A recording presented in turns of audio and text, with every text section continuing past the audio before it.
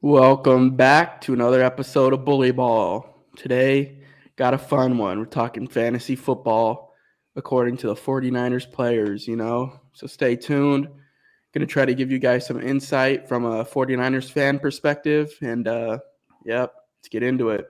Tony Montana, Tony Montana, Tony Montana, check up on my ear. Tony Montana, Tony Montana, Tony Montana, I'm about to cut the... As usual, you got me, Alex, my co-host Joseph. Before we get into this episode, go take a look at our previous videos. We got a Terrell Brown interview, Jason Poe interview, some other good videos, good content for Niner fans and just football fans in general. So go take a look at those. Don't forget to like, comment, subscribe as well. We're trying to get to 100 subscribers before the actual season starts. So help us out with that. How you doing down there in Florida, Joe? Doing good. You guys tune in. Our last video was our worst video. I know we're in the middle of the off season, but make sure if you're tuning in, drop a comment, like, subscribe. Like you said, we got those interviews with former 49er Super Bowl. He was in one of the Super Bowls the 49ers played in. We got a current 49er interview. And next week, Alex is going to be interviewing an old-time 49er player. It's going to be a great one. Going to talk about the legendary times of 49er history. So make sure you tune in next week for that one. So it'll be 2 weeks. 2 weeks on the 10th. Oh, I'm a week off, 2 weeks. And, drop some guesses on who you think it is. He's a 3-time Super Bowl champ, 3-time first-team All-Pro, and a 3-time Pro Bowler. So take a couple guesses. He was a starter for all 3 Super Bowls and everything. So take a couple guesses. His last game, actually, he won the Super Bowl. So go in the comments, drop a guess on who you think the guest will be in a couple weeks. All right. So, with that being said, we're going to hop right into our fantasy rankings. So as you can see here, we have our tier list. And with our tier list, I'm going to break down how we're going to rate the 49er players. So I only have like 49ers people we project are going to start or either be like the first man off the bench type of situation, maybe an injury happens, they got to come in, something like that. We got S tier up here, and the way we're ranking these players is not by how they're projected right now heading into the fantasy season, because obviously you can see that anywhere. We're going to rank them how we think they're going to do overall on the fantasy season. I'm not going to say how they're going to end it because, some people start slow and hot. Same way, the opposite way. So we're going to take a look how we think they're going to do overall. And, an S tier player is someone we think is going to be able to like carry your fantasy team kind of at their position as well. Because remember, we could rate the defense S tier. That don't mean you draft them in the first round. There's values on different positions in fantasy. But S tier means they're a top defense. If we put, let's say, Trey Lance in S tier, that would mean, he's going to be a top quarterback in fantasy. Makes sense? A tier, going to be your solid starter, above average output pretty much weekly throughout the fantasy season. B tier is going to be your, kind of spotty play. They could have a good game here, then a bad game, kind of your inconsistent style players, but they could produce for you. C tier is going to be a guy that's like someone on my team, my starters got hurt. I need someone to fill in, and hopefully they could get me some points, keep me in these games. Upside plays are going to be your players that, maybe you don't see them right now as like, hey, this dude is gonna be great this year, but maybe like I would say kind of how Debo was last year. He was not a top rated fantasy guy, and then he exploded on the scene. Um, and then obviously we got undraftable guys you don't want on your roster. Um, maybe worst case scenario, but like you really don't want them on the team. You think that's a good breakdown of? Yep. All right. So we're gonna dive right in. Let's start with our tight ends. Let's make it interesting. Tight ends. So I only put certain people on this list because the 49ers, for example, have 4 to 5 tight ends.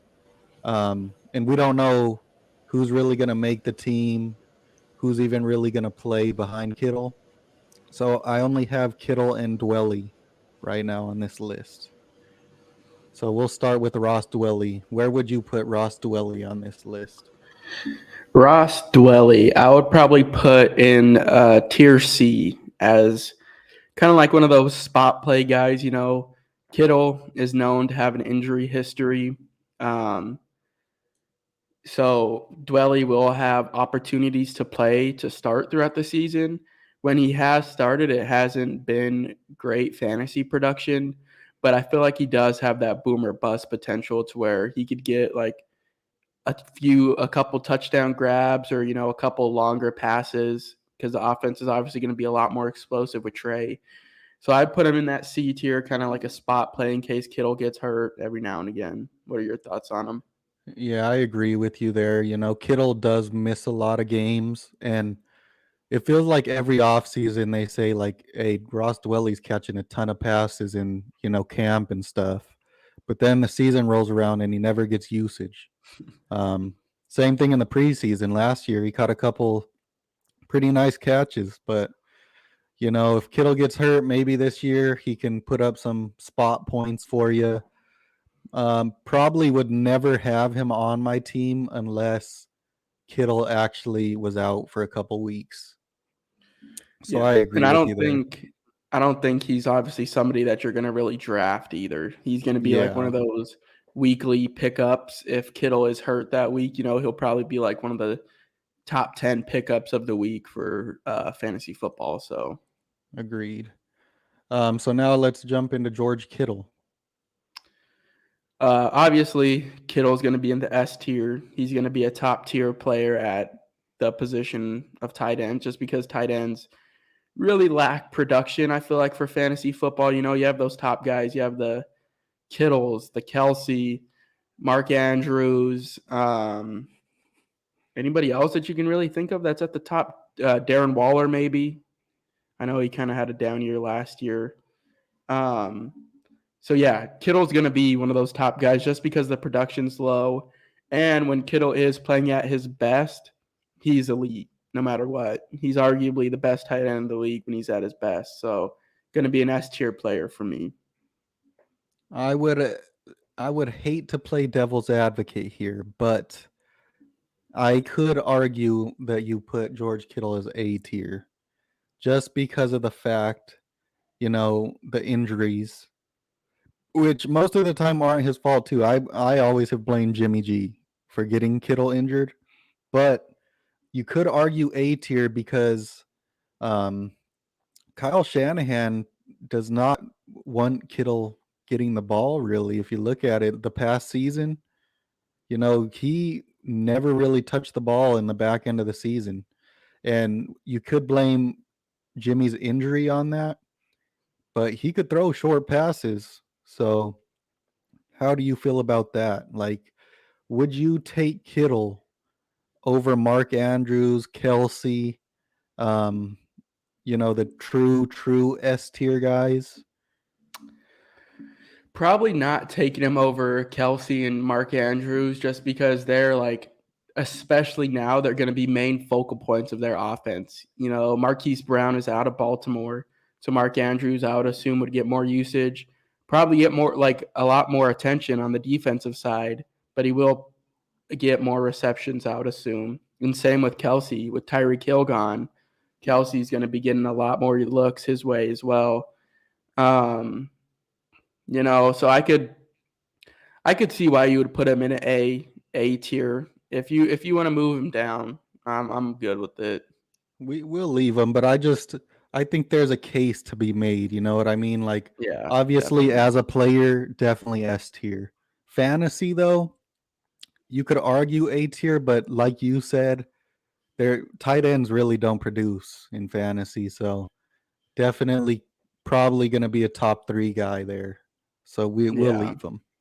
And Um, as well as one topic that you said was maybe he did get hurt a lot more because Jimmy would just throw those airmail passes and set him up to get blind, like blown up over the middle or hit low because he'd have to jump for the ball. He'd get hit low at his knees or ankles. Because I know he got hurt last year, I think, because of that or the year before. So yeah, curious to see if Trey Lance will help out with that. yes, sir. Let's dive into our let's do our special teams. Let's get those out of the way. So we have Robbie Gold here. Now remember, if you could put Robbie Gold S tier, and that doesn't mean he's like going to carry your team. That could mean he's a top kicker, that you want on your team. Um, where would you put Robbie Gold fantasy? This one, I'll let you lead off on this one. I let off on the last two, so go ahead and lead off on Robbie. Robbie Gold is an interesting one for me. I'll say I'm putting Robbie Gold in the B tier. Um, gonna kind of spotty to me. It's gonna be interesting this year with Trey leading the team. Robbie Gold, very, very inconsistent last year. Missed a lot of kicks during the regular season. And I feel like the 49ers didn't really kick as many field goals last year, as they normally do. And with that being said, I think he could have good weeks, gonna have very low point weeks. I probably wouldn't touch him until, maybe last round, in a lot of good kickers I would take above him. Definitely clutch in the playoffs, but fantasy performer, I don't know if I'd take him this year. Yeah, I agree. Very interesting. He definitely comes on towards the end of the season. That's when Robbie Gold is at his best, which for the Niners is great because you love that out of a kicker being clutch at the end of the season when you really need those wins and in the playoffs. So as a player on the 49ers, he'd be like an A, probably A tier. But as a fantasy football player, I agree. During the regular season, he's not very consistent. He might miss a few. I think last year, let's see. So last year on extra or not extra points, field goals, not including extra points, he was 87% accurate. So that was his field goal percentage was 87%. So, interesting play, inconsistent, definitely a lot more kickers that are better than him. And I feel like the 49ers might be a little bit better in the red zone with Trey Lance given his running ability. I feel like they might be able to punch it in a little bit more often than having to settle for field goals. So I agree. I'd put him in the B tier as well. And I think you also got to consider the past 2 years he's been injured. Yeah. He is a kicker. He's an old kicker, and the seasons start to wear on him. He pulls his groin a lot and stuff like that. So past 2 years, 49ers have had to cover him a couple weeks. So, yeah, B tier I think is a good spot for him. Let's move on to the defense. All Go ahead. right. So looking at the 49ers defense, um, this one's tough. I would say the defense is probably going to be, I would say either A or B tier. I'm going to go A tier, and let me explain why.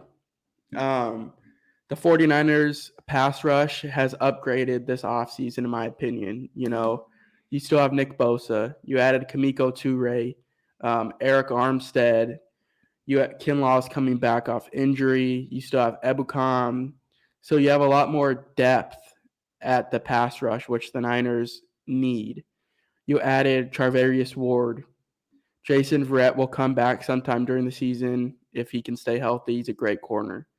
You still have Ambry Thomas, Emmanuel Mosley, two solid corners. Fred Warner locking down the middle, Dre Greenlaw, Aziz Al-Shaair, great linebackers, Safety, Jimmy Ward, great safety in my opinion. And then you have Hufanga, who's going to be that's going to be the weak point of the defense in my opinion. But I think with the pass rush, being able to stay fresh throughout the whole game, with that depth that they have, and then upgrading the corners, I would assume you're probably going to get more interceptions. So that's why I'm going to put them in the A tier, putting up above average output for their position. So I can agree with A tier. I think they will be a top 10 defense this year. Where I struggle with them in fantasy is the 49ers do not cause turnovers. And in fantasy, most of your points come from turnovers. And that's where I struggle seeing them getting a lot of points. But hopefully, more fumbles because the great pass rushing. Hopefully Fred Warner returns to his glory of turnover guy causing interceptions and stuff over the middle, playing a little better in coverage this year. Trevarius Ward, not a high interception rate guy. Neither is Emmanuel Mosley or Jimmy Ward, but hopefully, the pass rush can cause interceptions this year, which it's been interesting. When the 49ers were good back in the early 2010s, they also didn't necessarily have ball hawks, but the pass rush caused interceptions. This team has good pass rushers, but it doesn't necessarily cause interceptions, which is kind of interesting to me. But I can agree with you on A tier, but I could see why people would say B tier as well. So here's some stats for you from last season. So this is compared to the NFL average. Over the season, the Niners defense averaged 5.9 fantasy points, and the NFL average was 5.7. So they average 0.2 more points than the NFL average, which is, pretty good. It's like average right in the middle. The last 5 weeks of the season, though, they averaged 6.4, while the NFL average was 5.7. So that's promising. The last 5 weeks, they really turned it on. And like I said, the Niners defense got a lot more depth this year. So I think that you're going to see more turnovers, more sacks, and the return game also plays into the 49ers defense and special teams, for fantasy purposes. So they added Ray Macleod, who is a returner, which people could argue could plus or minus your defense because he can fumble the ball a lot, but I feel like he gets pretty decent yardage. So, that'll be interesting as well. The Niners did a lot to upgrade their special teams as far as punt team, kickoff team, kick return, stuff like that. So I'm gonna be solid with the A tier. Sounds good. All right, let's dive into running backs. Let's start off with the guy, Ty Davis Price. Go ahead. I'll let you lead off on I'll let you lead off on these running backs, all three of them. So I have a rule personally that I never draft 49er running backs. And, I broke that rule last year and I drafted Raheem Mostert because he fell to me in I forget which round, but somewhere in the middle rounds. And then I regretted it immediately. But with that being said, the 49ers have a true committee this year, and they have every year. They haven't had a 1,000-yard rusher since Frank Gore in 2013, I believe it was. So Ty Davis Price, I am going to put him. I almost want to put him undraftable, but I'm going to put him in the C tier just because we know the 49ers always have a ton of injuries in the backfield. And we know that Kyle gets fixated on one running back and then he won't play any other one. So, if Ty Davis Price comes out and has one good game, he may end up being the starter from then on out. And he pairs well with Trey, that big bruiser. So I'm putting him at C. Actually, I'll put him. So what were we saying upside plays is someone that could be better than where they would get picked? Yeah, somebody would I'll put him outperform their at like average draft position. I'll put him as an upside play, but also as a boom or bust. Like he could have 0 fantasy points, but he could also end up being what Elijah Mitchell did last year. So I'll put him as an upside play. I would not draft him, but maybe, if there's some injuries to the 49ers backfield, he starts climbing that depth chart, I would then try to stash him on my bench. What do you think? Yeah. So I agree. I was going to say upside play. Elijah Mitchell missed about 5 or 6 games last year to injury. So there's going to be games where he's going to need to play, or at least one of these running backs is going to need to play. Yeah, so I'd put him in the upside. He could possibly outperform his draft position. Maybe I would maybe argue that you could take him in like the last round of your draft, just because Elijah Mitchell's injury history. So I agree with the upside play. All right, let's move on to Trey Sermon. Go ahead and you want me to lead all the running backs Yeah. All right, Trey Sermon. This is a tough one because I said, that I think Trey Sermon's going to have a breakout year. But as of right now, I'm saying Trey Sermon is undraftable in fantasy because Kyle Shanahan did not like the guy last year. He was not giving him a chance. And they draft Ty Davis Price, bring back Jeff Wilson. And Jeff Wilson didn't do anything either last year. So that tells you, even if Trey Sermon is good, he has an uphill climb to even make the roster and get reps. So as of right now, undraftable. I wish I could say, upside player C tier, but I can't at the moment. Yep, I'd agree. Just based off what we saw last year from Trey Sermon and how he didn't get used really at all. And then when he did play, he was getting hurt every now and again. So I'd put him undraftable. I was banking on him last year. I took him in probably like a middle round of the fantasy draft last year, and he let me down. I thought he was going to end up, once Raheem Mostert got hurt, I thought Trey Sermon was going to be the next man up, and it was Elijah Mitchell.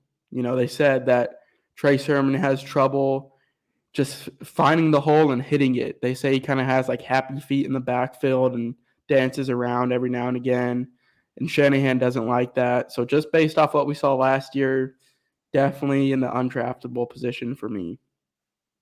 Agreed.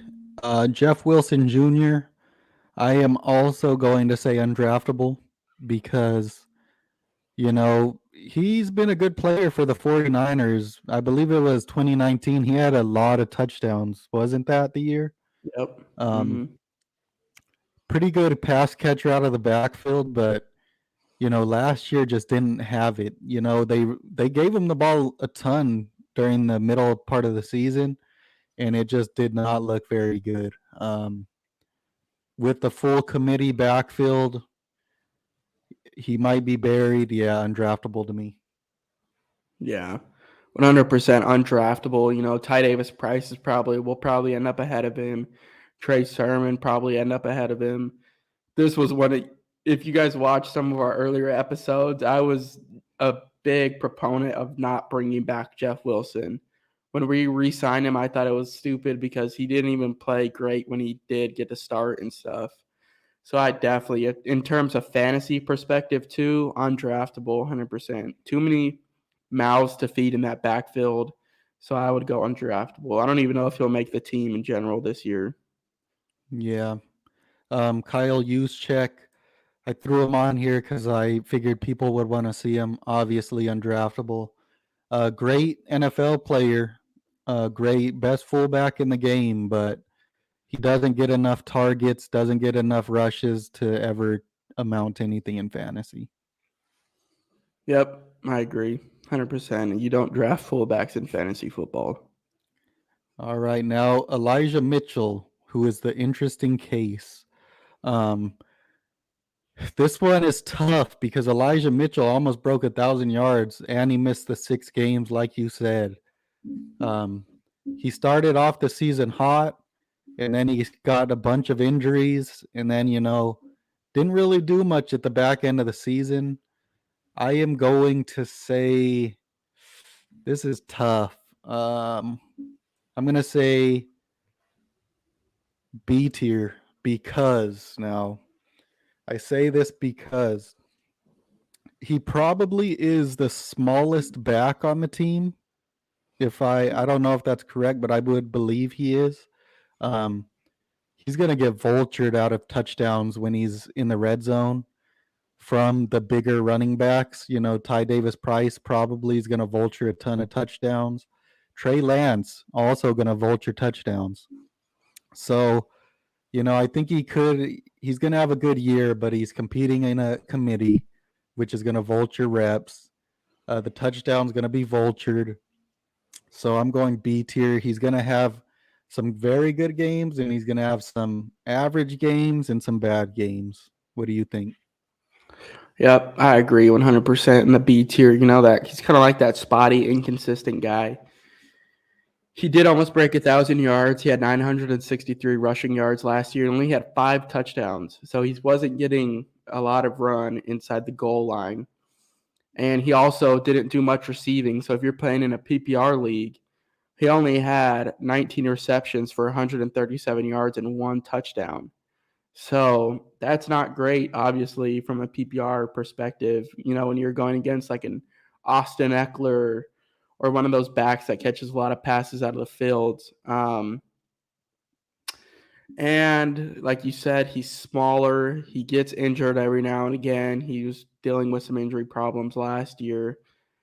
So I'd agree. I think they're going to try to take some of his workload back a little bit too, just because of that injury history last year. Kind of give it to that Ty Davis Price because he's that bigger back, little bruiser style. And another thing, like you said, Trey Lance is going to be vulturing some of those yards and touchdowns. So yeah, I'd agree with you in that B tier, like spotty, inconsistent guy, maybe a middle round running back, like a RB3 or flex play, maybe. That's where I'd probably put him. Agreed. Now let's jump into wide receivers. Let's start with Danny Gray. Go ahead and give us your thoughts. So Danny Gray is interesting. Trey Lance coming in. Trey Lance can throw the long ball, and Danny Gray has that long ball speed. It's going to be interesting to see where he plays out in terms of the depth chart behind Debo, Ayuke. Will he beat out Juwan Jennings for the slot receiver? Ray Macleod is still there. So with that being said, this one's tough, but right now I'd probably put him at undraftable just because you can't really take an RB4 or 5, especially at the start of the season. I'm not sure. Like we said, we don't know where he's going to end up on the depth chart. Is he just going to be like that Travis Benjamin player last year to where he's just pretty much running off corners and safeties and he's not really getting the ball that much?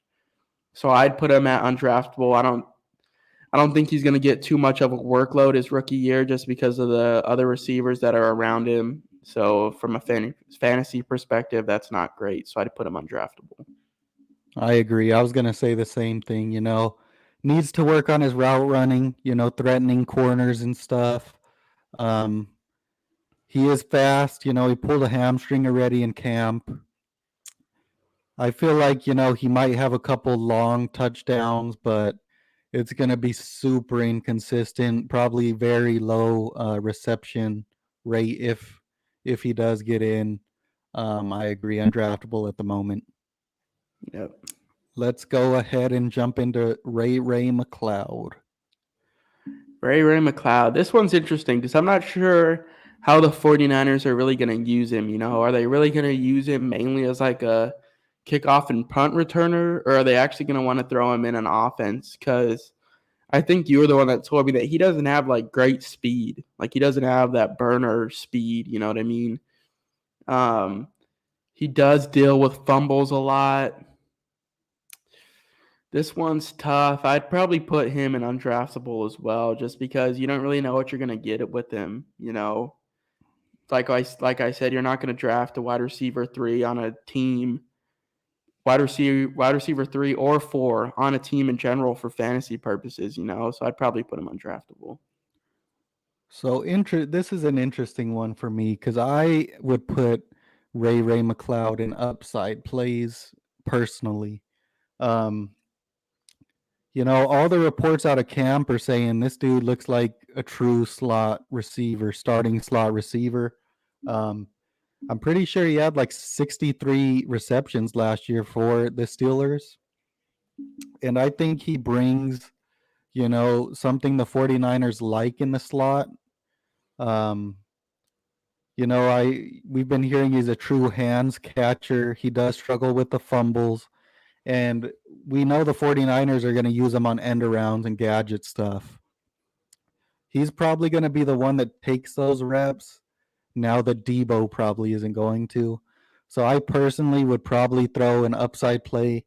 And if there's an injury at wide receiver, definitely moves up the list. So let me play devil's advocate here. Do you think he beats out Juwan Jennings as the wide receiver 3? Because we saw what Juwan Jennings did in the playoffs and at the end of the year and really through the season in general, and there's been big raves about him this offseason already. Trevarius Ward, who's going to be the Niners CB1, has said that, like, yeah, he surprised them. This dude could ball. So do you think Ray Mcleod is going to do enough to beat out Juwan Jennings for that slot position? I do not think he beats Juwan Jennings out, but I do believe the reps are split probably closer than you would think. They both do totally different things. And Kyle's going to try to exploit different mismatches with the two receivers. So I think Juwan probably starts, but I believe Ray is going to get a lot of reps as well. Yeah, that's an interesting one. That one's hard. Like I said, I just don't see from a fantasy perspective with all the other receivers that you can draft that you're going to draft a wide receiver 3 or wide receiver 4. So that's why I'd have him undraftable. But I do see your point of the upside play as well. I agree. So if you want, yeah. We'll move him up just because we got so many down there. That's fine. All right, let's move on now to Juwan Jennings. Juwan Jennings, this dude came on strong at the end of the year in the playoffs, week 18 against the Rams. That dude was mossing people. So he is behind Debo and Ayuke, of course. So I'd probably put him as a C tier player. I think he could be a spot play for you. He's pretty good. He's not proven all the way because he is still behind 2 other receivers, but I think he will get some decent red zone usage. And just in general, he's a third down machine. He's going to be used to get those hard fought third down. He's going to run those routes to get open on the third and shorts, third and fives. So I'd put him at a C tier at that kind of like spot play. If you actually need a receiver in a pinch, like a wide receiver 3 or flex, I could argue Juwan Jennings being that guy. I agree with the C tier. If the 49ers were more of like a, air it out type of team, you could argue to me B tier, and I'd agree because, I feel like Juwan on that type of team could get a ton of receptions. And in PPR, he'd get a ton of points, red zone target and everything. But we know the 49ers are going to run the ball 65% of the time, especially with Trey his first year. So I agree. If you need a spot play here and there, he could come in, maybe get you some pretty good points. Yeah, totally agree. Yeah. Let's move up to Brandon Ayuk. So Brandon Ayuk, this dude has all the potential in the world. I think he has true potential to be a wide receiver one in terms of like actual real life football, not in terms of fantasy. I think in fantasy definitely has potential to be a wide receiver two. That's what I drafted him for last year, was to be a wide receiver two on my fantasy team. But I think with Trey Lance coming in, there's been reports that they have a great repertoire between each other, saying that they have a good connection. Ayuk's a great route runner. He's lengthy, has good speed. So I'd put him in the B tier. He is a little bit spotty and inconsistent. Last year, he was in the doghouse at the beginning of the year, and then he ended up coming on stronger towards the end. So I think throughout this season, he will definitely be like a solid, like upper tier wide receiver 3 or lower tier wide receiver 2. So that's definitely where I'm looking at Ayuk. So I am putting Ayuk in A tier this year. I believe he has the highest stat total of 49er wide receivers this year. And the reason I say that is because you said it. Whenever you see Ayuk and Trey on the field, that's the guy he's looking for. And I feel like Ayuk is just he's been on the verge of that breakout season. Debo was at that point last year, and it happened. I think this year it's Ayuk's time. So I feel like he's going to get a ton of receptions. He's going to break out over 1,000 yards this year.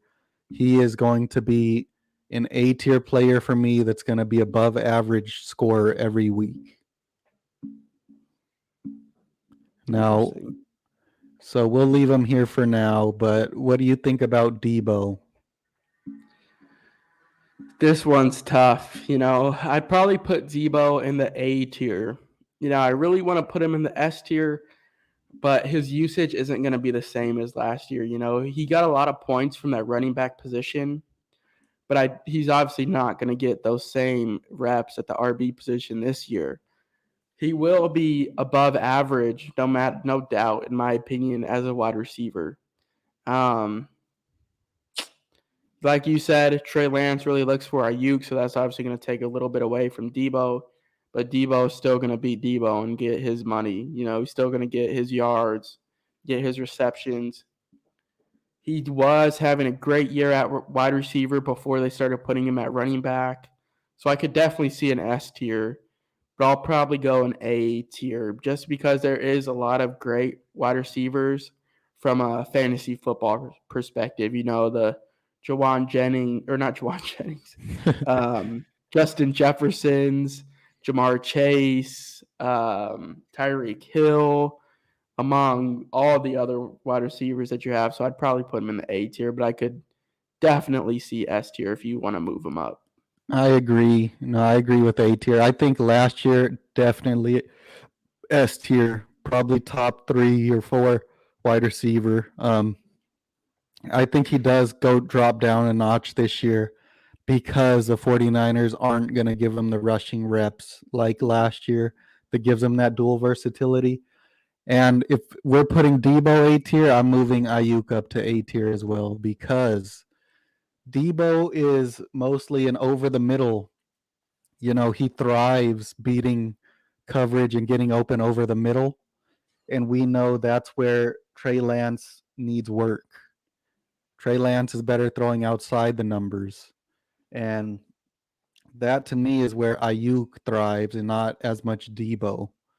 So I'm putting them up on the same tier because I think they'll have similar production.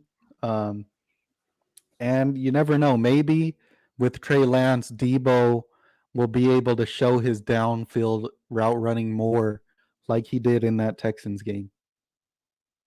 Yeah, and this one, so like I said, I think Ayuke would be like a high tier wide receiver 3, low tier wide receiver 2, to where Debo I think would be a high tier wide receiver 2 or like a low tier wide receiver 1. But let me ask you a question in terms of fantasy. Are you taking Debo over Cooper Kupp? No. Are you taking Debo over Justin Jefferson? No. Are you taking Debo over Jamar Chase? No. Are you taking Devontae Adams over, or are you taking Debo over Devontae Adams? No. Exactly. So that's why I would say an A tier, because there is a lot more receivers that I would take over Debo. I would even probably take Diggs over Debo. So yeah, I think that's our justification for him being an A tier receiver. Yeah, I agree. And I think literally the running back play is what pushes him up. And the quarterback situation is what pushes him down too as well, because we don't know yet. You know what I mean? We knew, even though Jimmy is not a good QB, we knew he can consistently get the ball to where Debo is always open. We don't know that yet this year. So yeah, I think he's in a good spot in the A tier this year. And with that being said, Trey Lance. Now remember, this is not where we think he is as a quarterback like in the real NFL this year. This is purely fantasy perspective. You want to go or you want me to go? Go ahead. I'll let you lead off on the last one, most controversial. So Trey Lance, to me, is going to be an A tier fantasy option. Now, draft position wise, I think he's going to be drafted probably as like a B tier or maybe even a C tier guy, where he's like, last couple rounds. Maybe someone that's a 49er fan will reach for him in the middle rounds. But the reason I put him in the A tier is because one of my favorite quarterbacks to draft in the middle rounds of fantasy drafts last year was Jalen Hurts. And Jalen Hurts was always putting up very consistent high number points, around the 20-point total, depending on where or what type of league you're in. And that was because of the rushing ability and, the scrambling, the rushing touchdowns. As a fantasy quarterback, throwing touchdowns and throwing the ball isn't really like crazy unless you're putting up those like 400-yard, 4 or 5 touchdowns. If you bring rushing ability, it really evens out the field. And I can easily see Trey Lance having like a Jalen Hurts type of fantasy production this season that Jalen Hurts had last season. So I think that would put him in the top 10 of fantasy quarterbacks, maybe top 12. Yeah, I agree. I could definitely see a B tier, but also going off of what you were saying, if Trey Lance experiences those rookie mistakes, let's say he throws a few picks, Niners get down big, at halftime, third quarter, they're going to be airing it out towards the end of the game. So Trey Lance could benefit a lot from trash time points. From a fantasy football perspective, it doesn't matter if the player's team's winning or losing and they're just getting a lot of points from it. So whether we get down big, he can make up for those mistakes from a fantasy perspective by airing it out deep at the end. Let's say we're dominant early on in the game and everything, Trey Lance is obviously going to have a factor in that. So I think either way, whether he's dominant on the actual football field or not, he's still going to be a great fantasy player just because of that. You know what I mean? Benefiting from trash time points or not. So and I would agree with an A tier. If he has 50 rushing yards and a rushing touchdown, that's already putting you at like 12 fantasy points. You throw one touchdown pass and 100 yards, you're pretty much almost at 18 points. So I think it's very realistic for him to be an A tier. Yep, I agree. Jalen Hurts, I think, like you said, a good comparison from a fantasy football perspective would be Jalen Hurts last year, just from the running ability and just the garbage time points if it comes down to it. Hopefully the Niners don't need too many garbage time points from Trey Lance. You know what I mean? Like, hopefully we're not down too much to where we have to air it out at the end of the game. But if we do, I think obviously he's going to benefit from that as well. And if we're dominant, he's going to benefit. So Trey Lance is an A-tier player for me as well. Agreed. And with that being said, is there any players that you wish I had added to this list? Like, do you think JaMychal Hasty or Jordan Mason or maybe one of those other vet receivers or anybody, you think they should be on this list? The only other player that I could maybe see would be Croft, Tyler Croft, the tight end. I think maybe he could be like a upside or maybe a spot play every now and again. So it's not even guaranteed that he'll make the team at all. But I feel like if he does, he has decent receiving ability to where he could possibly take that if Kittle gets hurt. But besides that, nobody really. Yeah, we also have that other tight end that we got from Fumagalli. Yeah, so I didn't want to put any of them because we need to see who wins that second tight end job first. But yeah, I think I think we have a pretty good list here. 49er fans, if you're watching this and you're a fantasy player, how would your list differ from our list? How would you put these people on your list, and what is your reasoning? We've been putting out this content, in the dead period. If you're still here, drop a comment, let us know what's up, let us know you're watching. And like I said, in 2 weeks, tune in to Alex's interview. It's going to be a great one. You got any last words?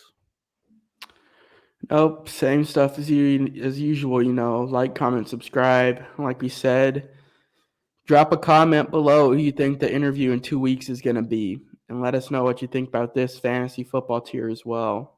We got some good content coming out soon, so just stay tuned. Help us get to that 100 subscriber mark before the season, and then we'll be doing a pretty big giveaway at that mark as well. So stay tuned for that. But besides that, that's all I got. Yep, we'll see you guys next Sunday. Peace. Peace. Send it back.